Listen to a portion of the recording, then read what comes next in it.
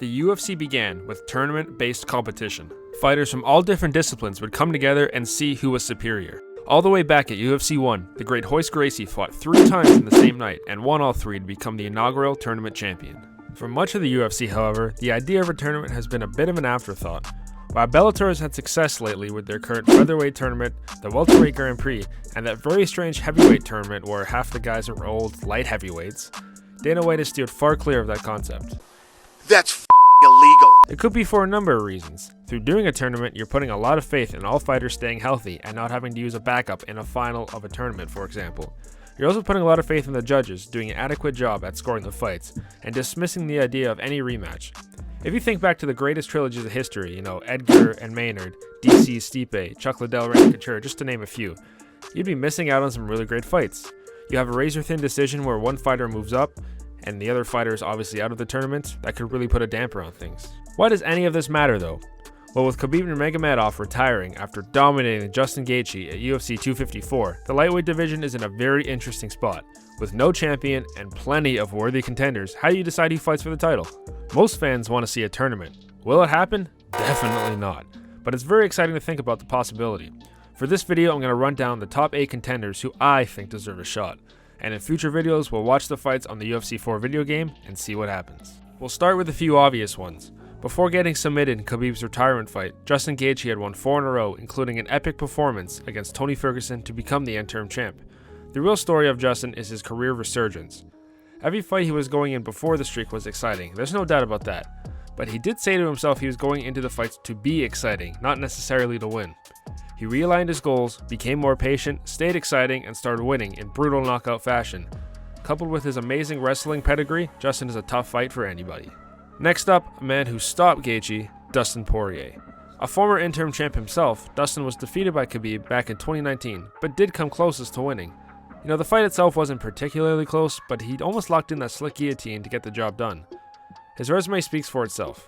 Out of the top contenders, Dustin is the only one coming off a win at 155 pounds, after a Fight of the Year contender against Dan Hooker back in the summer of 2020. With wins over Gaethje, Eddie Alvarez, and Max Holloway too, the Diamond locks in a spot at the top half of the bracket. Tony Ferguson is an easy choice. Up until he ran into Justin Gaethje this summer, Tony was on a 12-fight win streak. During this streak, he was crowned the lightweight interim champion. Of course, the elephant in the room here was the 5 canceled fights against Khabib, both pulling out twice and the pandemic taking the 5th.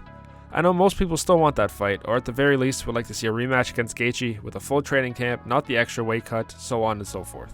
His unique style and his never say die attitude make any fight Tony is in a must watch. Next up is the most polarizing figure in the history of MMA, the notorious Conor McGregor.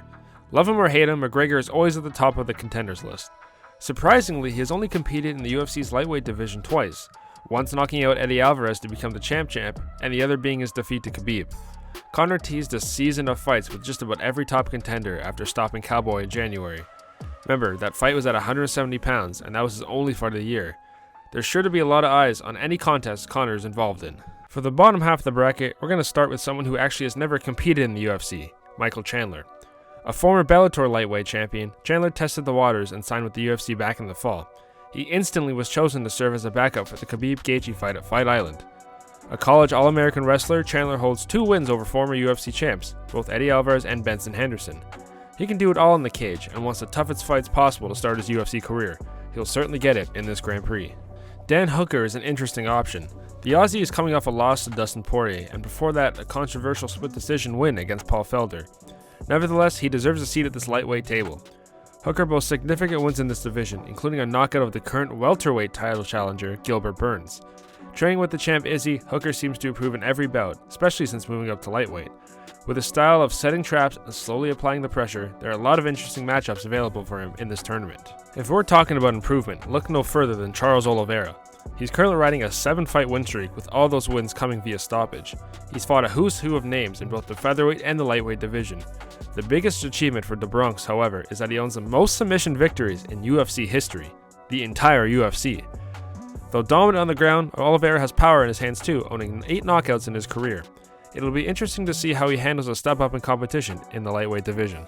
The final entry into the tournament is a bit of a wild card, but I think it's time for the Blessed Express to chug its way up to 155 pounds. That's right, I'm talking former featherweight champ Max Holloway. Why move up though? Well, Max doesn't have a lot of business left at 145. After losing his title to Alexander Volkanovski, he fought to a tough loss in the rematch where the entire world, including Dana White, thought he won. He does have a fight scheduled against Calvin Kattar in January, but I think a move up to lightweight makes sense. He did fall short in an interim 155-pound title bout last year to Dustin Poirier. However, with his proper time to adjust his body and slightly alter the style, Max could be a problem in this division. There it is, the 8 fighters who I believe should be included if the UFC went Grand Prix style to sort out the lightweight division. Now, there are obviously a few fighters on the cusp, call them injury replacements. Paul Felder is an obvious one. He's coming off that loss to Rafael dos Anjos where he took the fight on 4 days' notice, didn't go to an MMA gym in 4 months, and was supposed to be commentating that exact event. Before that, he came off a split decision loss to Dan Hooker that could have gone either way, honestly. He does have some big wins on his record against the likes of Edson Barboza and Charles Oliveira. Paul is kind of wishy-washy about retirement. The Dan Hooker fight, he said he was going to be his last, but then he came back, took the short notice fight, and said he's not done.